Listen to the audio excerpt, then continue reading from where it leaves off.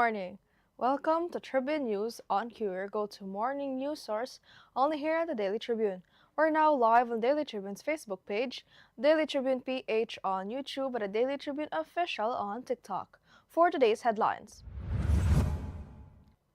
Ferdinand Marcos Jr. was accused of masterminding a multi-billion peso scheme allegedly using Philippine Marine Corps personnel to deliver cash to politicians, including investigators from the International Criminal Court. Nicholas Kaufman opened the defense of Rodrigo Duterte at the International Criminal Court by challenging the prosecution's credibility and evidence. International Criminal Court prosecutors continued Day 2 of Rodrigo Duterte's pre-trial detailing killings of high-value targets under Oplan Tokhang. Supporters of Rodrigo Duterte claimed an alleged $2 million payoff to International Criminal Court investigators violates Donald Trump's Executive Order No. 14203, authorizing sanctions over ICC actions. The House Committee on Justice will deliberate on 4 impeachment complaints against Sara Duterte from March 2 to 4th, beginning with a review of their sufficiency in form and substance, according to Hervil Luistro. The flagship Philippine Stock Exchange Index closed Tuesday at 6,547.98, rising 0.92% as the local market extended its gains or improved investor sentiment. Silent Sanctuary launches an international run with sold-out concerts in Japan before heading to Singapore, marking a major global push for the band. Now, size won't be much of a disadvantage when Gilas Pilipinas tries to replicate its upset over New Zealand 2 years ago on the same Mall of Asia arena floor.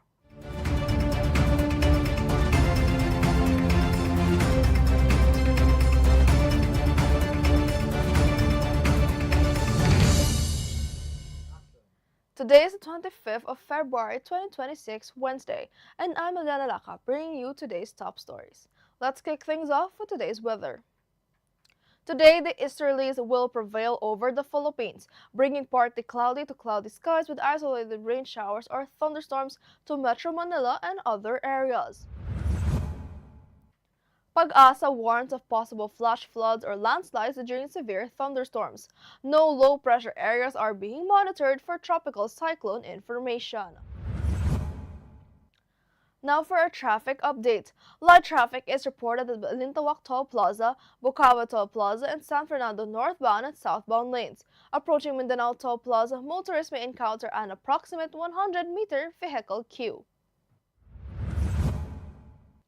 At Lawang Bato, Valenzuela to Maykawayan River Bridge northbound, ongoing safety repair works are slowing traffic to 30 to 40 kilometers per hour. The middle lane, lane number 3 of Maykawayan River Bridge northbound, is closed for repairs, while the leftmost lane of the East Service Road from Ever Memorial Garden to Liptong Maykawayan is open as a supporting lane for all northbound vehicles. All other areas of NLEX, SATEX, and NLEX connector, including toll plazas and interchanges, remain light. Now let's move on to this morning's headlines. Lawyer Levito Baligod accused Ferdinand Marcos Jr. of masterminding an 805 billion peso corruption scheme tied to flood control projects, alleging members of the Philippine Marine Corps delivered cash-filled suitcases to politicians and investigators from the International Criminal Court. Affidavits from 18 ex-Marines, also named Martin Romualdez and Elizalde Co. Malacanang rejected related claims while Antonio Trillanes denied involvement and plans legal action. Allegations remain unproven and will be raised before the Ombudsman. Now, former President Rodrigo Duterte is defending himself at the International Criminal Court against alleged crimes linked to the Davao Death Squad. Lawyer Nicholas Kaufman challenged the prosecution's credibility under Chief Prosecutor Karim Khan, questioned evidence sufficiency, and highlighted speeches showing lawful enforcement and self-defense. The defense cited possible political interference linked to Ferdinand Marcos Jr. and criticized selective media coverage. Kaufman urged ICC judges to dismiss the charges, emphasizing Duterte's public service record and lawful intent.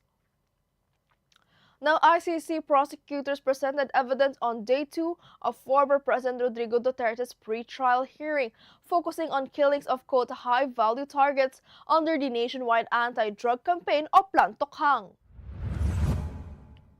They highlighted the PRRD list, a spreadsheet of alleged drug suspects, including the late Rolando Espinosa, marked for police operations.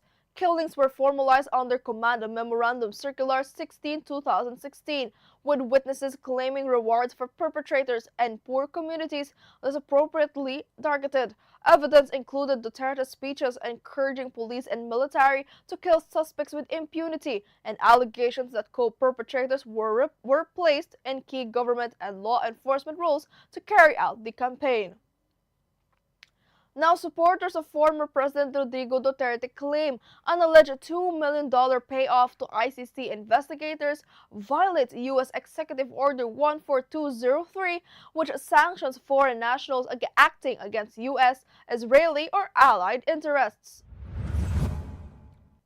The Masa Sara Duterte Alliance cited affidavits from 18 ex-Marines saying they delivered 805 billion pesos to officials and facilitated the $2 million transfer, allegedly via Antonio Trillanes. Masada says sanctioned individuals' U.S. assets would be blocked. Trillanes denies receiving funds, while lawyer Levi Baligod claimed ICC interviews were selective, though the court maintains a procedural compliance. Now, deliberations on 4 impeachment complaints against Vice President Sara Duterte are scheduled for 2 to 4th of March, starting with an assessment of sufficiency in form and substance. House Committee on Justice Chair Gervil Luistro said the complaints will be handled in a single proceeding, physically consolidated only after probable cause is determined.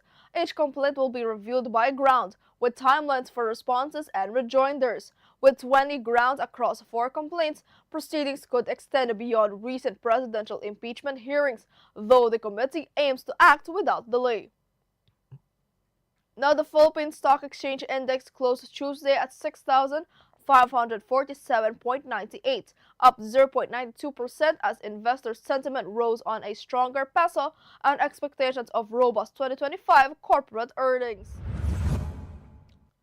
Net turnover hit 6.91 billion pesos, with foreign inflows of 406.68 million pesos supporting the rally. Sector gains were led by services with plus 2.18%, while property fell to 0.41%, dragged down by Ayala Lands of 5.08% drop. JG Summit Holdings rose to 4.71% on earnings recovery hopes. The peso slipped to 57.75 per US dollar amid a stronger US dollar and rising oil prices boosting import costs. For entertainment news, Silent Sanctuary is taking its signature rock with strings sound overseas, starting with a sold-out concert run in Japan and upcoming shows in Singapore. Originally planned as a single show, the tour expanded due to strong fan demand. Vocalist Sarky Sarangay called the experience humbling, noting how their music connects beyond language. Coinciding with the tour, the band released Una, revisiting their early days. After 2 decades, Silent Sanctuary continues to honor its roots while sharing OPM internationally, emphasizing gratitude, emotional storytelling, and dedication to their craft. Now, for sports news, Gilas Pilipinas faces in New Zealand Thursday in the 2027 FIBA World Cup Asian qualifiers without 7'3" Kai Soto, but the addition of big men Quentin Milora Brown, 6'10", and Justin Baltazar, 6'9", strengthens the front line with veterans Junmar Fajardo and AJ Edu. Milora Laura Brown averaged 7.5 points and 9.5 rebounds in recent wins over Guam, while Baltazar adapts to Coach Tim Cone's system. Despite missing Soto, Gilas remains confident, combining size, speed, and talent to pursue a third straight first-round victory. Now a quick look at today's horoscope. Today calls for emotional depth and careful planning, Cancer. Professional gains are supported by allies and mentors, while romantic connections strengthen through empathy and trust. Health thrives when you maintain emotional balance, and finances benefit from attention to shared resources. Resilience and patience today help you turn complex shifts into opportunities for growth, setting the stage for long-term success and harmony. Now, Tribune, did you know that today marks the 40 years since the EDSA People Power Revolution restored the democracy in the Philippines? From February 22nd to the 25th in 1986, millions of Filipinos gathered along Epifanio de los Santos Avenue in a peaceful uprising that ended the rule of Ferdinand Marcos and installed Corazon Aquino as president. The movement showed the power of unity, faith, and non-violent resistance. 4 decades later, people power remains a defining symbol of courage and collective action, proof that ordinary citizens can shape the nation's future. Now today's viral comes from an Instagram reel that has racked up 2.8 million views, and it's leaving netizens both shocked and amused over what this user decided to cover her tilapia in. The user covered it in matcha. Yes, you heard me right, matcha. The clip shows the user generously coating the tilapia with the green tea powder. And netizens were quick with their reactions. Some joke called it tilapiawa, while content creator Chef Abby Marquez chimed in asking, "Help! Masarap ba?" Another commenter added, "Hindi tinipid pero tinarantado." Other commenters couldn't hold back their laughs at the unusual culinary choice. And that's all for now, mga katribo. Join us again at 1 o'clock p.m. for more updates. This has been Eliana Lacap for Tribune News on Q.